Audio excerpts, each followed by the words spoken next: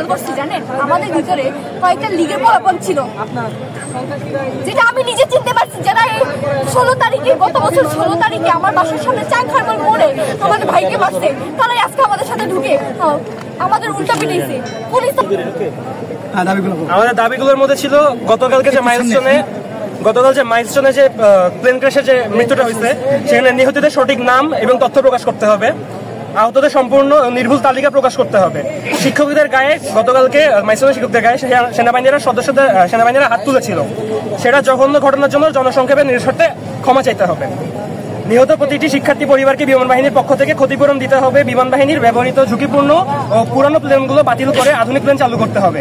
বিমান বাহিনীর প্রশিক্ষণ পদ্ধতি ও প্রশিক্ষণ কেন্দ্র পরিবর্তন করে আরো মানবিক ও নিরাপদ ব্যবস্থা চালু করতে হবে। এই ছিল আমাদের 6টা দাবি। আমরা জানি যে কিছু কিছু দাবি আপনাদের আইন মন্দিরে মানা হয়েছে, 6টা দাবি মানা হয়েছে, আপনারা আবার এই 6টা দাবি কেন আপনারা এই করছেন?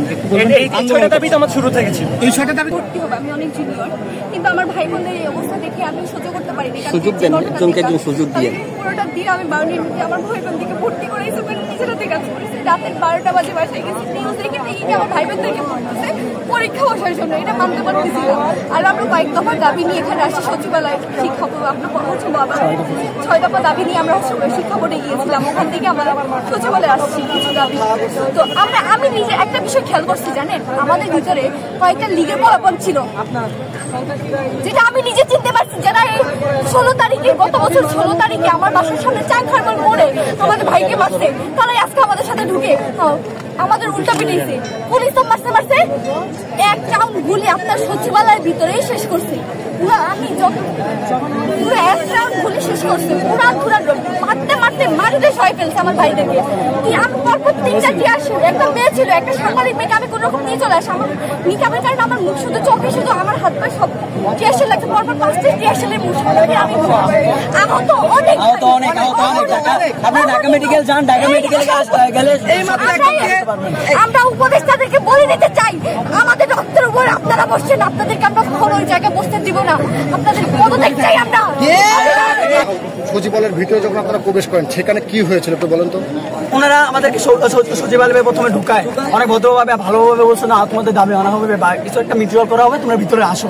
ভিতরে আমরা ঢুকার পরে ওনারা চারদিকে গেট লাগাই দেয়, আমরা তো আর গেট চিনি না কোন দিকে কোনটা আছে, ওনারা লাগাই দেয়। তারপরে প্রথমে একটা সাউন্ড গ্রেনেড মারা হয়, সবাই এলোপাতে দৌড়, টিয়ারশেল মারা হয়, সবাই তো দৌড় দেয়, এলোপাতে দৌড় দেয়। কিন্তু তারপরে ওনারা গুলি পর্যন্ত চালাইছে, আমাদের গুলি পর্যন্ত চালাইছে। একটা মেয়ে ছিল, একটা মেয়ের এই জায়গাটায় লাগছে গুলিটা লেগে মেয়েটা যখন পড়ে যায়, আমরা তো আর সামনে কেউ যেতে পারি না, ওনারা সবাই ঘিরে ধরছে।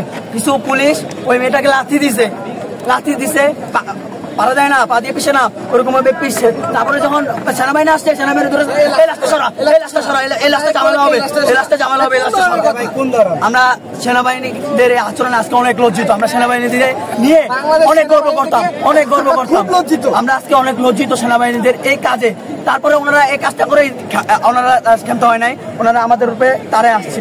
আমরা যখন দৌড়ে আসছি, ওনারা আমাদের পিছে পর্যন্ত আসছে। আমাদেরকে ইদানিং অনেক বর্তমানে আমরা অনেক বন্ধুদের কাছ থেকে শুনতে পাইলাম, যারা আছে এলাকায় যারা আছে, ওরা বলছে আওয়ামী লীগরা নাকি এই উগ্রবাদী কাজটা করতেছে, এই জায়গায় যারা আছে নাকি সন্ত্রাসী। আমাদেরকে আওয়ামী লীগের আমাদের সবার কিন্তু আইডি কার্ড আছে, এখানে কেউ আমি এই পর্যন্ত কাউকে আইডি কার্ড ছাড়া দেখি না। এখানে নাকি ছাত্রলীগ, এখানে ছাত্রলীগ আমরা এখানে নাকি এগুলো নাকি আওয়ামী লীগের কাজ।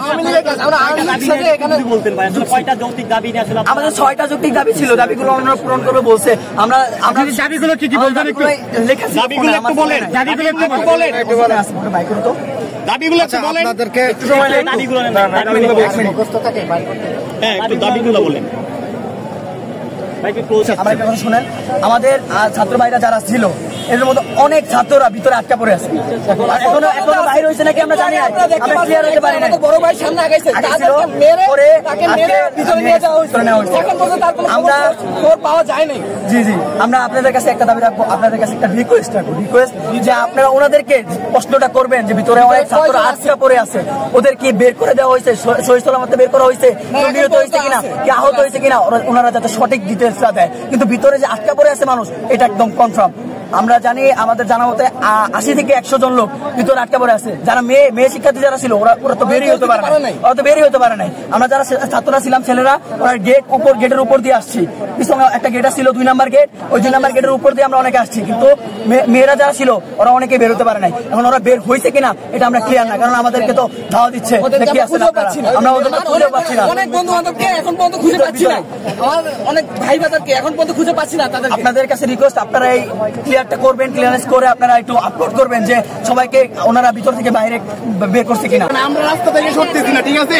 ও যতক্ষণ পর্যন্ত পদত্যাগ না করতেছে আমরা রাস্তা থেকে সরবো না। আমরা আছি না রাস্তায়, আমরা দাবিতে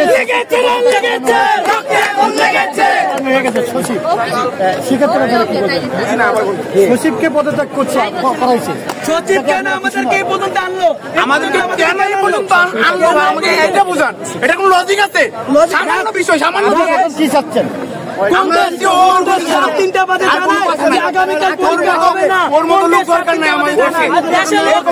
আমরা চাই না, ঠিক আছে?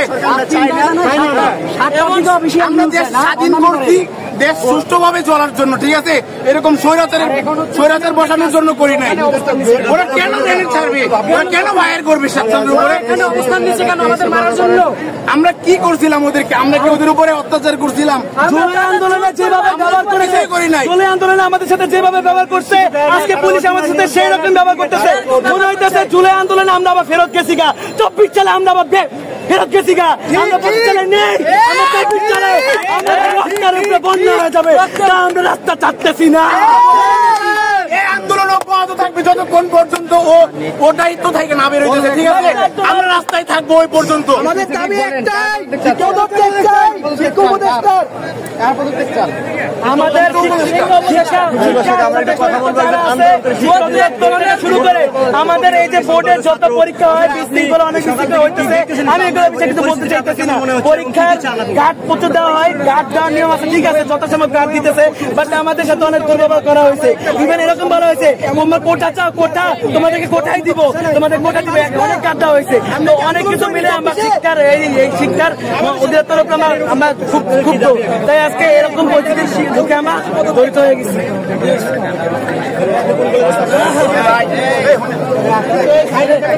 আমরা